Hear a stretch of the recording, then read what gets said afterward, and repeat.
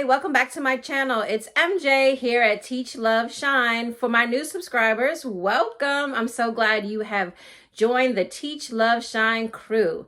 Just a little background, I'm a retired teacher. I retired July of this year, but I'm still doing some things with teaching, so I just love the profession, and I want to try to keep all the amazing teachers that we have, and just to give you a little tip here and there to make your day a little brighter, a little better, a little less challenging with scholars, or just with your normal day.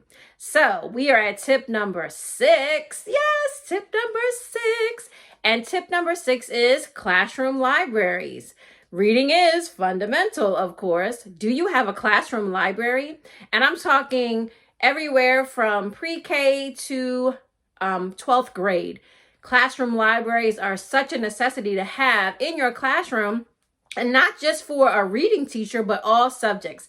So today we're going to talk about some good tips of why you should have a classroom library and just a couple activities that you might want to use in your classroom. Now, I am sort of biased when it comes to classroom libraries because I was a reading teacher for many, many years, and I just love reading. But think about it though.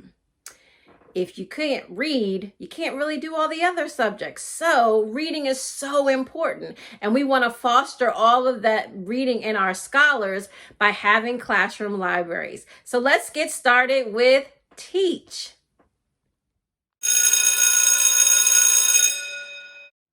So, do you have a classroom library?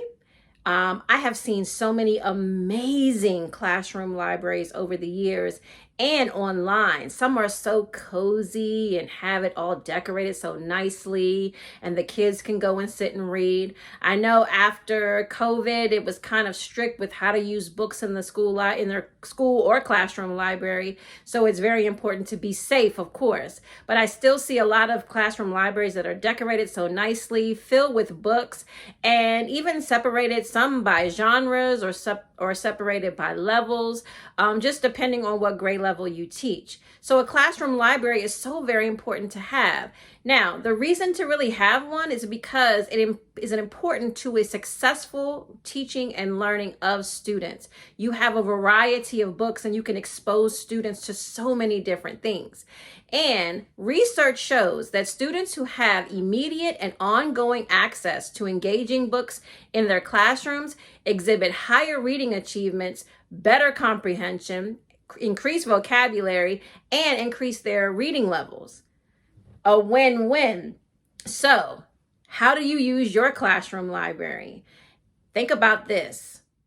So here's an example of an elementary classroom library, very colorful. You see all the books labeled, the sofa, very cozy for the little people to come and sit down. Here's a middle school classroom library, a little bit more sophisticated, but plenty of books here. And a high school classroom library, because they don't stay in there too long either, but a lot of books on their level. So those were just a few examples of some ways you can set up classroom libraries, you know, elementary, middle, high school, but I'm sure there are some who are even more fantastic than that. So let's talk about love.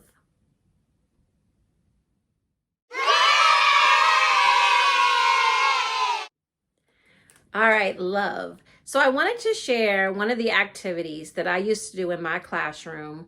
And it would take a few minutes to plan, but the impact was really, really great. And I did what's called a mystery book. Yes, mystery book. So what I would do is I would take a book from the classroom library and I would wrap it like a gift. Well, you know, this is Christmas paper, but when it was around the holidays, I would use Christmas wrapping. So I would use wrapping to go with whatever was going on at the time, or just plain wrapping. The dollar store has a nice little roll of wrapping paper to use to wrap books. So we have the mystery book here.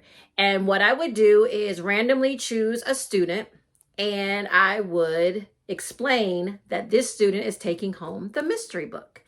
And what they would do is they would take the book home, unwrap the book. They would keep it for about two weeks or so, and they would read the book. And then they would fill out a little card that would explain the title of the book, the author, what they loved about the book, a brief summary about the book, and why they would recommend this book for someone else to read. Then after the 2 weeks was up, and of course I check in with them to see, how far are you getting with the book? Are you almost finished, in case they need a little extra time? And then when they come back into the classroom on Share Their Mystery Book Day, I would give that child an opportunity to stand up in front of the class.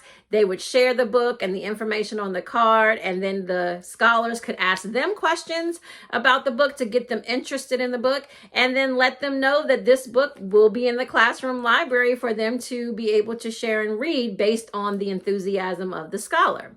And then that scholar would choose the next person to get the mystery book. And I would try to see who that person is and then gauge their reading level. And by then I should really know their reading level, and choose a book that's on their level to be able to take home to read. Because I don't want the mystery book to be something they struggle with, because this is supposed to be fun. And then it fostered that reading in my classroom, and students were getting the mystery books and reading them and enjoying them. So this is just one of the activities I used to love to do in my classroom, to foster love of reading, of course, and to get them to want to go to the classroom library. And by the way, I wanted to show a little bit of my love for reading and how it has moved over into my daughter. She's in college. Check this out. Okay, so I am here sneaking up on my daughter. Hi, Maya. Hi. So Maya's in here reading a book. She's in college. So Maya, where'd you get this book? From the Charles County Public Library. Ooh, people still go to the library. I love it. Don't you like to turn the pages and bookmark your space? Do you like all that? I prefer it. Okay, yeah. Then online, right? Yeah. Okay, so what book are you reading? What's the name of it? The Splendor. The Splendor. Can you give us like just a quick summary of The Splendor in case somebody might be interested? It's about two sisters, and it's based around a hotel called the Splendor, where one of the sisters decides to go to the hotel and comes back feeling like her sister and her are too close, and that she doesn't care about her anymore. So the other sister decides to go there to see what the hype is about with the hotel and why her sister come back feeling different. But she realizes that it is less based on dreams of people coming back to reality and more of a nightmare.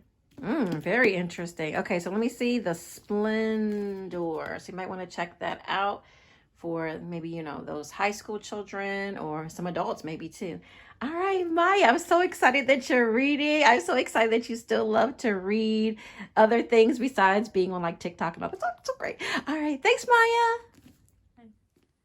See the love of reading. Now let's go to Shine.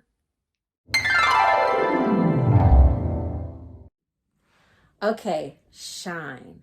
Now, I challenge you to go back into your classroom library, try maybe the mystery book, try to see if you want to spruce up your library some, or maybe your library is just on point and you want to continue to do what you're doing with your library, which is awesome, because if you have one, it's just going to help our scholars want to read more, be exposed to more things, and sort of develop that love of reading, which is going to make them want to read. So I challenge you to do either one of those. However, I do challenge you to actually read your own book of choice. I mean, teachers, I know there is not enough time in the day to do your job teaching, your own personal life, home, house. I know, believe you me, I've been there. I know. It's so much, but you might want to carve out some time in your day, just a little self-care, to read a book that you want. Not a book that you have to read for a book club, not a book for the curriculum, not a book for your administrator or anything, but a book that you want to read. It can be about anything. I mean, personally, I love all kinds of books, romance novels, adventure, whatever excites you or takes you away for a moment. Because sometimes you just need that moment to get away, and maybe set aside 10 pages to read a night or a chapter to read a night, just for your own personal self-care, Calgon, take me away moment, whatever you need to do to have a little self-care of your own, but also you enjoying reading as well. So I hope that I have put a little bug in your ear about classroom libraries and you get excited to use it more or continue to use it, and maybe try the mystery book and see how your kids like it. So I look forward to any comments you want to put below to talk about your classroom library, or if you want to send me a picture of it so I can see what your classroom library looks like, or just any other question that you have. Don't forget to like, subscribe, and share the video with whoever you think might need a couple tips or anything to pick them up during their teaching career. I love what I do. I love what I did. I love what you do. And remember, thank you guys. Thank you for all that you do for our scholars and helping them enjoy the love of reading as well. I'll see you next time for tip number 7. Lucky 7. I'll see you soon. Bye.